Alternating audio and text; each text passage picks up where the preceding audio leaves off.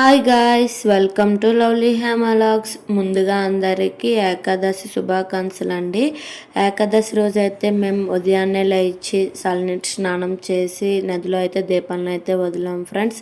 ఇలా మీరు ఏకాదశి రోజు నదిలో దీపాలను వదిలారో లేదో నాకైతే కామెంట్ చేయండి. మేమైతే ఫస్ట్ అయితే ఊర్లో ఉన్న గుళ్ళన్నిటికి వెళ్ళి దర్శనాలు అయితే చేసుకున్నాం ఫ్రెండ్స్. ఇక్కడ చూపిస్తుంది అయితే మా ఊరు అమ్మవారు అండి. ఇక్కడైతే నేను పారిజాతం పువ్వులను అయితే వేరుతున్నాను.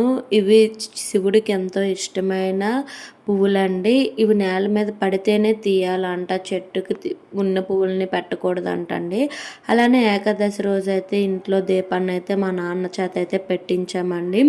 ఇంటి యజమాని పెట్టడం వల్ల మనకి లాభం అయితే ఉంటుందండి. ఎందుకంటే మనం పెట్టకపోయినా ఇంటి యజమాని పెడితే ఇంటిల్లి పాది సుఖ సంతోషాలతో ఉంటారండి. అలానే మార్నింగే తులసమ్మను కూడా దర్శించుకున్నామండి. నార్మల్గా దీపాలను అయితే పెట్టేసామండి. నైట్కి అయితే మేము తులసి పూజను కూడా చేసాము.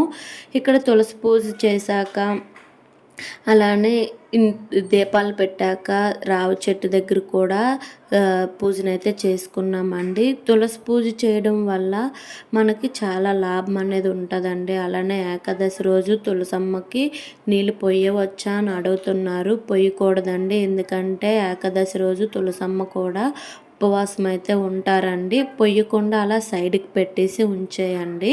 ఇదైతే రావి చెట్టు అండి. రావి చెట్టు దగ్గర దీపం పెట్టడం కూడా చాలా మంచిదండి. వాటికి కూడా ఒక రీజన్ అనేది ఉంటుందండి. ఆ రీజన్ అయితే నాకు తెలీదు. ఇక్కడైతే మేము దీపాలను పెట్టేసి ఊర్లో ఉన్న అమ్మవారిని కూడా దర్శించుకున్నామండి. ఇక్కడైతే దీపం పెడుతున్నాం కదండి. ఇక్కడైతే ముగ్గు వేసి దాని మీద ప్రమ్మికను పెట్టి దీపాన్ని అయితే పెడుతున్నానండి. ఇక్కడ ముగ్గు వేస్తుంది మా పిన్నండి. ఇలా దీపం పెట్టడం వల్ల చాలా మంచిదండి.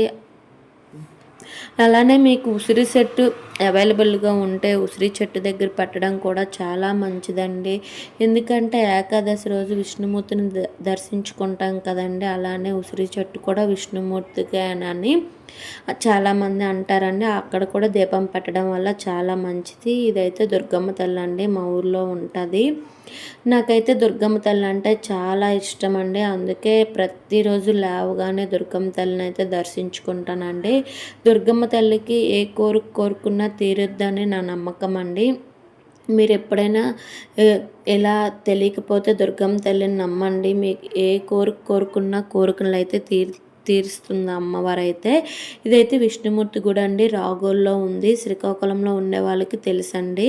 మాదైతే శ్రీకాకుళం. అక్కడైతే రాగోలు వెళ్ళి విష్ణుమూర్తిని దర్శించుకున్నామండి. ఆ పక్కనే లక్ష్మీ అమ్మవారు అలానే వినాయక స్వామి కూడా ఉన్నారండి. దర్శించుకొని ఏకాదశి రోజు 365 ఒత్తు వెలిగించడం వల్ల చాలా లాభం అయితే ఉంటుందండి.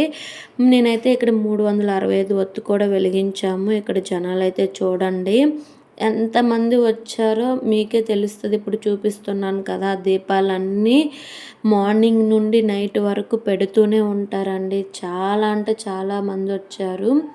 ఇదైతే గజస్తంభం అండి, అక్కడే పెడతారు దీపాన్ని. గుడి లోపల పెట్టనివ్వరండి. మనం గుడి చుట్టూ ఎక్కడ పెట్టినా మంచిదేనండి. గుడి లోపలే పెట్టాలి అని ఏం లేదు. ఇక్కడైతే నేను 365 ఒత్తు వెలిగించుకున్నాను. అలానే శ్రీకాకుళంలో వెంకటేశ్వర స్వామి గుడి కూడా ఉందండి. పిఎన్ కాలనీలో ఉంటుంది. అక్కడికి కూడా వెళ్ళాము. అక్కడ చాలా అంటే చాలా లోడుగా ఉందండి.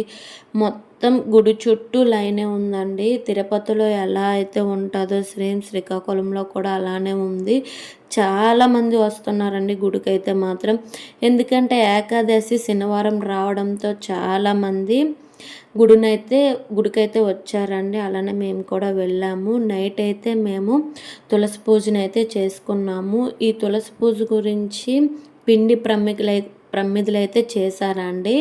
అది వరిపిండితో అయితే చేశారు. ఎలా అంటే బియ్యాన్ని నానబెట్టి అది అయితే పౌడర్ చేసి ఇలా ప్రమిదలు అయితే చేశారండి. అందులో అయితే 365 ఒత్తు మా నాన్న అమ్మ కలిసి అయితే వెలిగిస్తున్నారండి. ఇంటి యజమాని ఎవరున్నారో వాళ్ళు ఇలా వెలిగించడం వల్ల మనకి చాలా మంచి అయితే జరుగుద్దండి. మనం వెలిగించకపోయినా ఇంటి యజమాని వెలిగిస్తే మనందరం వెలిగించినట్టేనండి. అలానే మనం ఎప్పుడైనా దీపాలు పెట్టకపోయినా ఇలా దీపం పెట్టడం వల్ల ఈ 365 ఒత్తు పెట్టడం వల్ల 365 రోజులు మనం పెట్టినంత పుణ్యం అనేది వస్తుందండి. అలానే తులసమ్మను పూజించుకొని తులసమ్మ అష్టోత్తరం చదివి అలానే తులసమ్మ పాటలు అయితే పాడామండి. పాటలు పాడి తులసమ్మ పూజను అయితే కంప్లీట్ చేసుకున్నాము. మీరు నా వీడియోస్ కానీ ఫస్ట్ టైం చూస్తున్నట్లయితే లైక్ చేయండి, అలానే సబ్స్క్రైబ్ చేసుకోండి.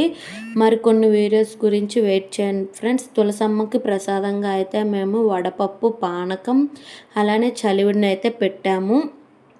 పళ్ళు కూడా పెట్టుకోవచ్చు, మీ దగ్గర ఉన్న ఏ ప్రసాదమైనా తులసమ్మను పెట్టుకోవచ్చండి. మీరైతే ఎప్పుడైనా ఇలా పూజ చేయకపోతే ఈసారి ఏకాదశి, అది కూడా కార్తీకంలో వచ్చే ఏకాదశి రోజు చేయండి. Bye friends.